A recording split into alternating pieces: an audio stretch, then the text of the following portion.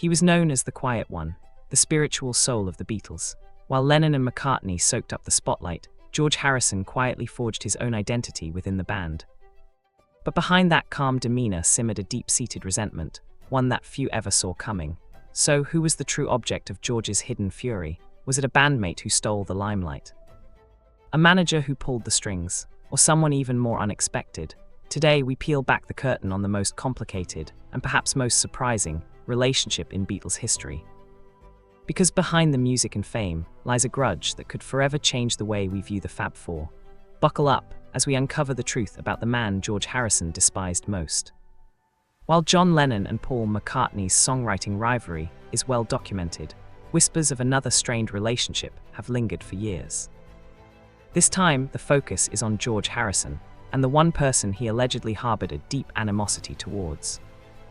The dynamics of power and creative control within the band often led to friction, particularly with Harrison, who sought more creative input and recognition for his contributions. He was constantly overshadowed by John Lennon and Paul McCartney. But before we get to that, let's go back to how it all began. Early life. George Harrison was born on 25 February 1943 at 12 Arnold Grove in Wavertree, Liverpool. He was the youngest of 4 children born to Harold Hargreaves Harrison and Louise Harrison. Harold worked as a bus conductor and had previously been a ship's steward with the White Star Line, while Louise was of Irish Catholic descent and worked as a shop assistant.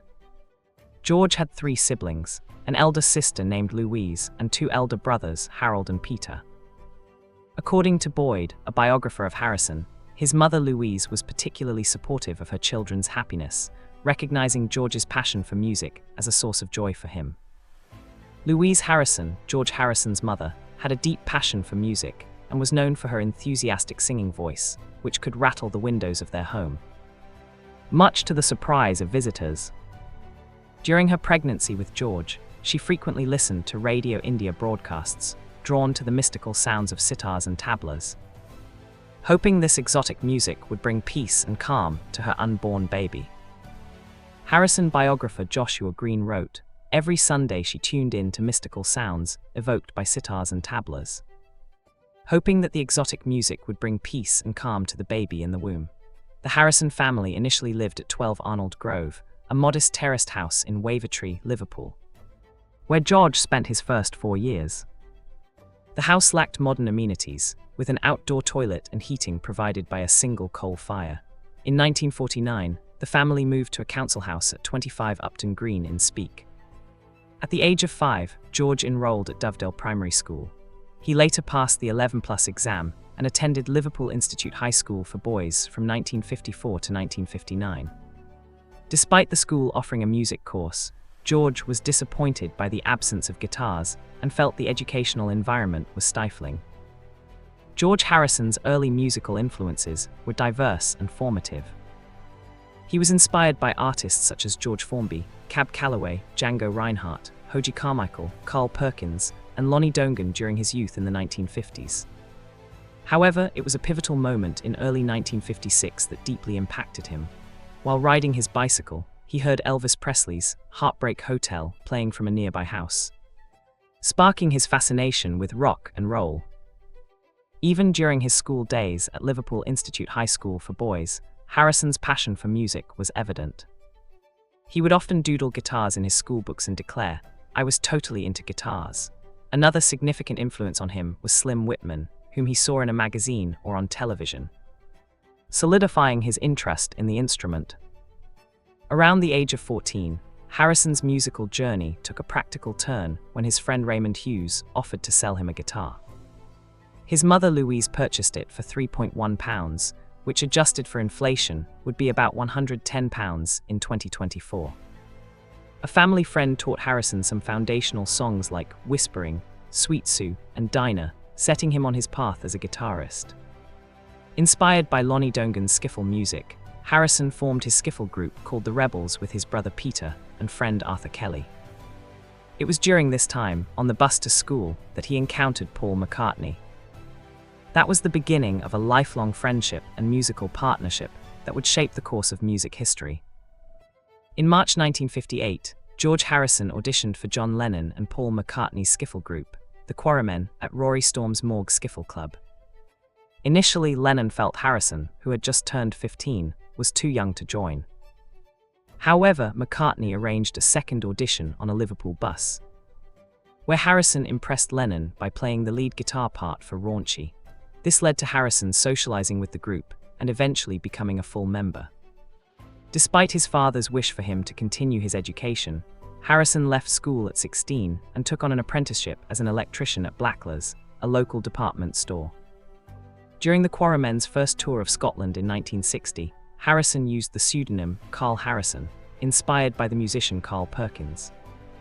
This period marked the beginning of Harrison's journey with the Beatles, where his guitar skills and musical contributions would become integral to the band's evolution and success. In 1960, the Beatles, under the management of Alan Williams, secured gigs at the Indra and Kaiserkeller clubs in Hamburg, owned by Bruno Koschmider. This marked their initial residency in Hamburg, where they began honing their musical skills in the vibrant club scene. However, their stint was cut short when George Harrison, still underage, was deported for being unable to legally work in nightclubs. By December 1961, Brian Epstein had taken over as their manager, refining their public image and ultimately securing them a recording contract with EMI. Their first single, Love Me Do, was released and reached number 17 on the record retailer chart. The following year, their debut album, Please Please Me, launched them into the stratosphere of fame as Beatlemania swept across the globe. George Harrison, known for his serious and focused demeanor on stage, earned the nickname the Quiet Beatle. This title became prominent during the Beatles' arrival in the United States in early 1964, when Harrison was notably unwell, with strep throat and a fever. Medical advice prompted him to conserve his voice until their scheduled performance on The Ed Sullivan Show, where the Beatles made a historic television debut that further fueled their worldwide popularity. George Harrison's persona as the Quiet Beatle became cemented during the Beatles tour, where his reserved nature stood out in contrast to his more outspoken bandmates. This nickname, coined by the press, amused Harrison himself and persisted throughout his career. Musically, Harrison's influence within the Beatles began to assert itself. He had 2 lead vocal credits on the Beatles' debut album, including the popular song, Do You Want to Know a Secret?, which was written by Lennon and McCartney. By their second album, with the Beatles, 1963, Harrison had 3 lead vocal credits, including Don't Bother Me, which marked his first solo writing credit. Harrison played a significant role as the Beatles' scout for new American releases, particularly in soul music. His musical tastes expanded further by the time of Rubber Soul, 1965, where he led the band towards folk rock influences inspired by the Byrds and Bob Dylan. His experimentation with Indian classical music also began to emerge, notably with his use of the sitar on Norwegian Wood, This Bird Has Flown. Harrison later expressed Rubber Soul as his favorite Beatles album. The album Revolver, 1966, showcased Harrison's growing prowess as a songwriter and innovator within the band. His compositions included Taxman, which opened the album, Love You To, featuring Indian musical elements like the sitar and tabla, and I Want to Tell You. Harrison's tambura part in Lennon's Tomorrow Never Knows highlighted the Beatles' exploration of non-Western instruments and sounds, further expanding their musical horizons. George Harrison's musical journey with the Beatles took a significant turn with his exploration of Indian music and spirituality. His use of the sitar on Norwegian Wood marked a respectful representation of Asian culture in popular music, as noted by ethnomusicologist David Reck. By the time of Revolver in 1966, Harrison's influence extended with songs like Love You To, earning him the nickname the Maharaja of Raga Rock. His interest in non-Western instruments continued in Strawberry Fields Forever, where he played the swamandal. By 1967, SGT, Pepper's Lonely Hearts Club Band, Harrison's spiritual pursuits were evident with his composition, Within You Without You, featuring sitar and tambura. He chose to depict Eastern gurus on the album cover, reflecting his deepening exploration of Eastern philosophies. Harrison had mixed feelings about SGT, Pepper calling it both a milestone and a burden in the music industry.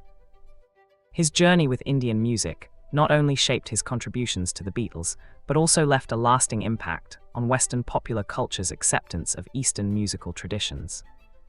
In January 1968, George Harrison recorded The Inner Light at EMI's Bombay studio with local Indian musicians, marking his first Beatles single with a composition inspired by Hinduism and meditation. During the tumultuous recording of the Beatles' White Album later that year, tensions peaked within the group, leading to Ringo Starr briefly leaving. Harrison's contributions included While My Guitar Gently Weeps, featuring Eric Clapton and the upbeat Savoy Truffle. By late 1968, Harrison found inspiration from Bob Dylan and the band's communal music approach during a visit to Woodstock. This influenced his desire for creative freedom, which clashed with Lennon and McCartney's dominance within the Beatles. Tensions escalated during the Let It Be filming at Twickenham Studios in early 1969. This prompted Harrison to quit the band on 10 January, disillusioned with the studio environment and interpersonal dynamics. Harrison reunion with the group after briefly leaving the band in January 1969. George Harrison returned 12 days later when the Beatles agreed to relocate their film project to Apple Studio and abandon Paul McCartney's idea of returning to public performances. Despite improved relations, tensions persisted during the recording of their 1969 album, Abbey Road. Harrison's contributions to Abbey Road included what music historian Lavesley described as two classic tracks. Here Comes the Sun and Something. These songs marked a significant milestone for Harrison, as he finally achieved equal songwriting status alongside Lennon and McCartney. Something was particularly notable, becoming his first A-side when released on a double A-side single with Come Together. The song topped charts in Canada, Australia, New Zealand, and West Germany, and both sides of the single reached number 1 on the Billboard Hot 100 chart in the United States. In the 1970s, Frank Sinatra recorded George Harrison's song Something twice in 1970 and 1979 and praised it as the greatest love song of the past 50 years. John Lennon also regarded it highly, considering it the best song on Abbey Road. Something became one of the most covered Beatles songs, following closely behind Yesterday. In May 1970, Harrison achieved his second chart topper with the US single release of For You Blue, coupled with McCartney's The Long and Winding Road, reaching number 1 on the Hot 100. By this time, Harrison had accumulated a significant collection of unreleased compositions, reflecting his increased productivity. Despite his growth as a songwriter, Harrison's frustration grew within the Beatles due to his limited presence on their albums, typically contributing only 2 or 3 songs. This dissatisfaction was a significant factor contributing to the band's eventual breakup. Harrison's final recording session with the Beatles took place on 4 January 1970, when he, McCartney, and Starr added overdubs to Let It Be for the soundtrack album of the same name. However, all of the band's recordings were full of ups and downs. The dynamics of power and creative control within the band often played a role in shaping their interactions and occasionally led to friction. This led to George Harrison harboring a deep animosity towards one of his band members. George and McCarthy feud throughout most of their career. The Beatles maintained incredibly close relationships within the group. According to Hunter Davies, they didn't live a communal life but shared their lives communally. They were each other's closest friends. George Harrison's ex-wife, Pattie Boyd, reflected on how the Beatles had a unique bond, expressing that they all belonged to each other. She acknowledged that there were aspects of their relationship that she, as well as other spouses, could never fully understand or penetrate. Ringo Starr also emphasized the deep camaraderie among the Beatles. He recalled how they looked out for each other, shared many laughs, and cherished moments of togetherness, even in the smallest spaces like hotel bathrooms. Starr described these moments as filled with love and care, highlighting the extraordinary closeness among the 4 of them. The relationship between George Harrison and Paul McCartney, 2 of the Beatles' core members, was multifaceted and evolved significantly throughout their years together in the band. Out of the 4, Harrison and McCartney met first as young boys on a school bus and quickly bonded over their shared passion for music. They often learned and rehearsed new guitar chords together, laying the foundation for their musical partnership with the Beatles. McCartney has fondly referred to Harrison as his baby brother, indicating a close and familial bond that extended beyond their musical collaboration. However, despite their camaraderie, tensions occasionally surfaced between Harrison and McCartney, especially as the Beatles' dynamic shifted over the years. The creation of the groundbreaking album, SGT, Pepper's Lonely Hearts Club Band, in 1967 marked a turning point. Widely regarded as a masterpiece, the album was primarily driven by Paul McCartney's creative vision. This period saw McCartney taking a more dominant role in shaping the band's direction, which sometimes overshadowed Harrison's contributions. Before 1969, Harrison struggled to gain equal recognition alongside John Lennon and Paul McCartney as a songwriter and creative force within the Beatles. His compositions were often relegated to a secondary status compared to those of Lennon and McCartney, who were the primary songwriters for the group. This imbalance led to frustrations for Harrison, who desired more creative control over his music. By the time of the recording of Abbey Road, in 1969, tensions between Harrison and McCartney came to a head. Harrison asserted himself more forcefully, rejecting McCartney's suggestions for changes to his songs. This marked a significant shift, where Harrison began to assert his creative independence and demand recognition for his artistic contributions within the band. In a revealing conversation captured by writer Anthony Fawcett and chronicled in Barry Miles' biography, Paul McCartney, many years from now, 1998. Paul McCartney and George Harrison's dynamic within the Beatles is illuminated. McCartney, known for his candid assessments, acknowledged a shift in songwriting prowess between himself and Harrison. He remarked to John Lennon, "Well, the thing is, I think that until this year, our songs have been better than George's. Now this year his songs are at least as good as ours." However, Harrison's response to McCartney's assessment appeared to dismiss the comparison. Harrison countered, suggesting that the timeline of songwriting didn't necessarily align with McCartney's perception of a sudden improvement.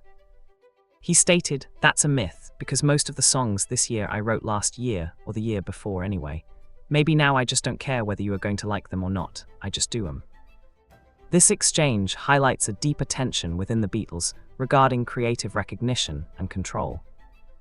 McCartney's acknowledgement of Harrison's songwriting evolution reflects a begrudging acceptance of Harrison's growing stature as a songwriter within the band. In contrast, Harrison's assertion that he writes for himself rather than seeking approval shows his desire for autonomy and artistic expression. George Harrison's musical relationship with Paul McCartney was often filled with tension and creative differences. In a 1974 interview, quoted in Ashley Kahn's George Harrison on George Harrison, Interviews and Encounters, Harrison expressed his preference for other musicians over McCartney. "I would rather have Willie Weeks on bass than Paul McCartney," he stated. "That's the truth, with all respect to Paul. Paul is a fine bass player, but he's a bit overpowering at times. I would join a band with John Lennon any day, but I could not join a band with Paul McCartney, but it's nothing personal. It's just from a musical point of view." Harrison respected McCartney's musical talents, but found his approach often overwhelming. This dynamic was particularly evident during the recording sessions for McCartney's song, Maxwell's Silver Hammer, in 1969. Harrison detailed the experience, noting, "Paul would always help along when you'd done his 10 songs, then when he got round to doing one of my songs, he would help. It was silly. It was very selfish. Sometimes Paul would make us do these fruity songs. I mean, my God, Maxwell's Silver Hammer was so fruity. After a while, we did a good job on it." But when Paul got an idea or an arrangement in his head, Harrison's remarks reflect his frustration with what he perceived as McCartney's domineering nature in the studio. While McCartney's perfectionism and detailed arrangements contributed to the Beatles' success, they also led to conflicts, particularly with Harrison, who sought more creative input and recognition for his contributions. George Harrison's relationship with Paul McCartney was further strained by what Harrison perceived as McCartney's underestimation of his songwriting abilities. During a 2020 interview, Howard Stern asked McCartney if he thought he had underestimated Harrison's songwriting prowess while the band was together. McCartney's response shed light on the dynamics within the Beatles. "It was easy to underestimate George because me and John, as you said, had always written most of the stuff and had had most of the singles, and George was a late bloomer as far as writing was concerned. He wasn't that interested in the beginning, but then he started to get interested, and boy, did he bloom, you know. He wrote some of the greatest songs ever. This acknowledgement came long after the band's breakup and highlighted a critical issue that had contributed to Harrison's frustration during their time. Together, McCartney and Lennon were the dominant songwriters, which often left Harrison's contributions overshadowed and underappreciated. Harrison's struggle for recognition and creative input was a recurring theme throughout the Beatles' career, leading to significant tension, especially as his songwriting skills matured. Harrison's dissatisfaction was not just about the number of songs he was allowed to contribute, but also about the lack of respect and support for his musical ideas. McCartney's dominance in the studio often meant that Harrison's songs received less attention and enthusiasm. This was particularly evident in the recording of tracks like Maxwell's Silver Hammer, where Harrison felt that McCartney's controlling nature stifled his creative expression. In a 1974 BBC radio interview with Alan Freeman, George Harrison articulated the complex and often strained relationship he had with Paul McCartney. He candidly stated, "McCartney ruined me as a guitar player," reflecting his frustration with McCartney's domineering approach during their time with the Beatles. Despite this, Harrison acknowledged the deep, complicated bond they shared, stating, "I just know that whatever we've been through, there's always been something that's tied us together." This bond was rooted in their shared history and the immense musical journey they embarked on together. However, it was also marked by significant obstacles, particularly their relationship, which proved to be a considerable barrier to a potential Beatles reunion after John Lennon's death. On February 11, 1994, George Harrison, Paul McCartney, and Ringo Starr reunited in McCartney's studio, forming what was affectionately dubbed the Threetles. They collaborated on reviving unused John Lennon demos, even though Harrison and McCartney still had some disagreements over the songs. Both Harrison and McCartney admitted that they often got on each other's nerves, highlighting the persistent tension that existed between them. The relationship between George Harrison and Paul McCartney remained complex and occasionally tumultuous throughout their lives. Even up until Harrison's final days, observers like Rodriguez noted the volatility that marked their interactions. In a Yahoo! Online chat in February 2001, when asked if McCartney annoyed him, Harrison responded with a quote, "Scan not a friend with a microscopic glass, you know his faults, then let his foibles pass." Old Victorian proverb. This reflected Harrison's philosophical approach to their relationship, acknowledging their differences while highlighting a sense of acceptance and maturity that had developed over time. George Harrison passed away on November 29, 2001, at the age of 58. His death came after a prolonged battle with cancer. He had undergone surgery for throat cancer in 1998 and received treatment for lung cancer and a brain tumor in 2001. Reflecting on Harrison's final days, Paul McCartney shared his memories during a 2008 interview for Uncut. "I sat with him for a few hours when he was in treatment just outside New York," McCartney recalled. "He was about 10 days away from his death, as I recall. We joked about things, just amusing, nutty stuff. It was good, it was like we were dreaming. He was my baby brother almost because I'd known him that long. We held hands. It's funny, even at the height of our friendship, as guys, you would never hold hands. It just wasn't a Liverpool thing. But it was lovely." The day after Harrison's death, McCartney spoke to reporters about his late friend, reflecting on their long and complex relationship. "He was a lovely guy and a very brave man and had a wonderful sense of humor," McCartney said. "He is just my baby brother." This heartfelt tribute showed the deep affection McCartney felt for Harrison. Despite their ups and downs, both Harrison and McCartney grew to appreciate each other more as they aged. McCartney's daughter, Stella, born in 1971, and Harrison's son, Danny, born in 1978, grew up in the shadow of their father's fame but forged a sibling-like relationship of their own. Stella McCartney spoke warmly about Martin Scorsese's documentary, Living in the Material World, particularly moved when Danny Harrison read out his father's parts. She expressed a deep emotional connection to George Harrison's legacy and the importance of preserving his memory. Their bond extended beyond familial ties into professional support, and personal admiration. Stella designed the wedding dress for Danny's wife, Solveig Karadottir, in 2012, showcasing their close relationship and mutual respect. In 2014, Danny surprised Stella at a gala by performing his father's iconic song, Live and Let Die, a gesture that underscored their shared reverence for George Harrison's musical contributions and the enduring connection between their families. Through their shared experiences and tributes to their fathers, Stella and Danny Harrison exemplify how the legacy of the Beatles continues to influence and inspire new generations. Despite the complexities and occasional tensions between their fathers, their children have forged a supportive and loving relationship that honors the enduring impact of the Beatles' music and the bonds of family and friendship.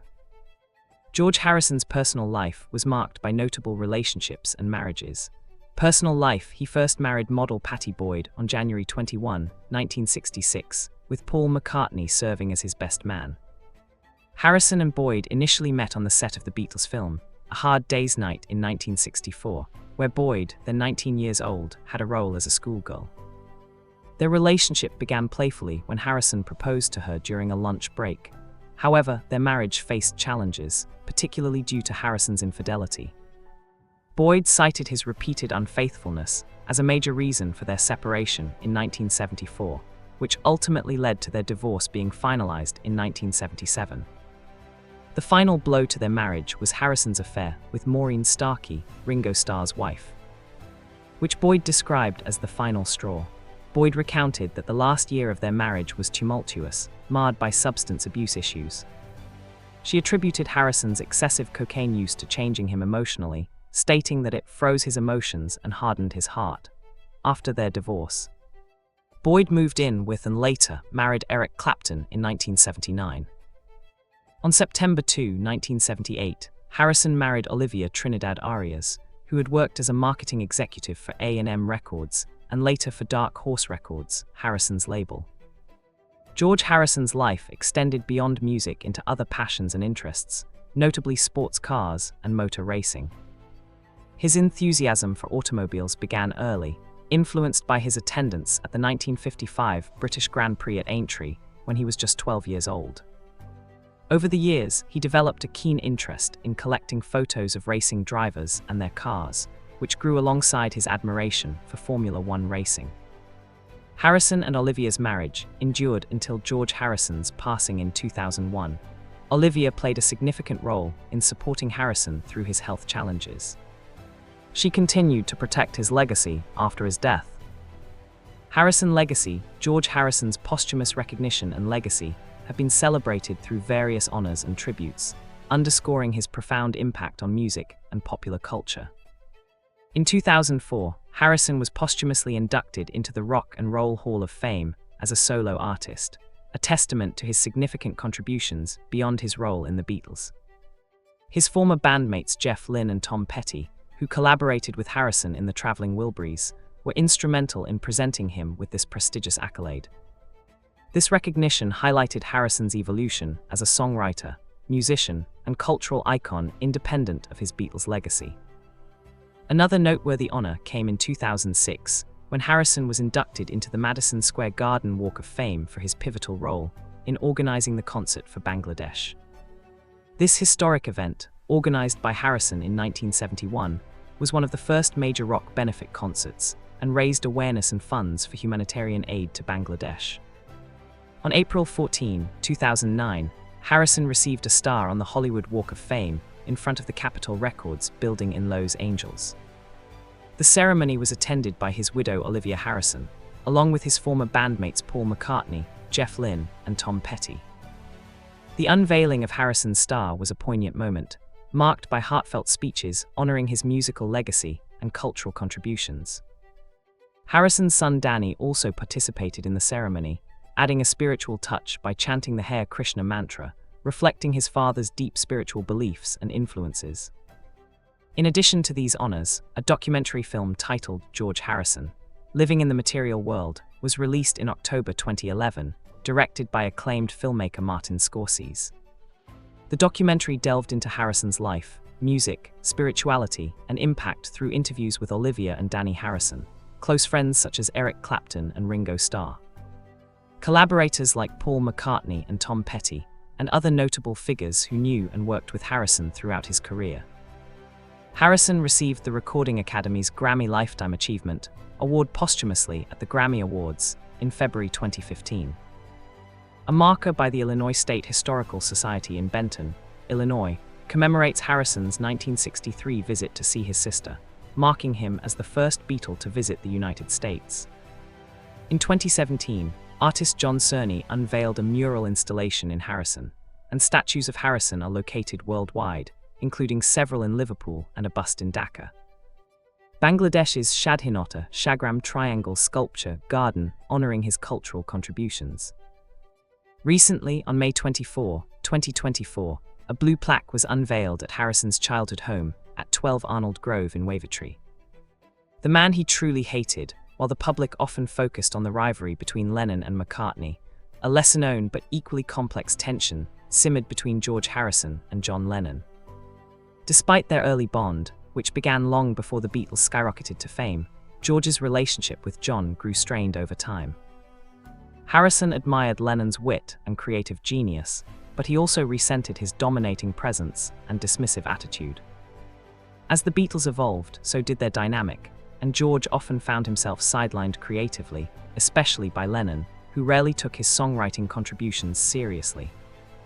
Even during the band's final years, Lennon would belittle Harrison's spiritual journey and mock his devotion to Indian music and mysticism.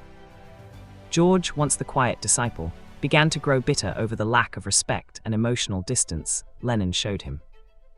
Their final interactions were often cold, and Harrison later admitted in interviews that John could be a difficult and self-centered person.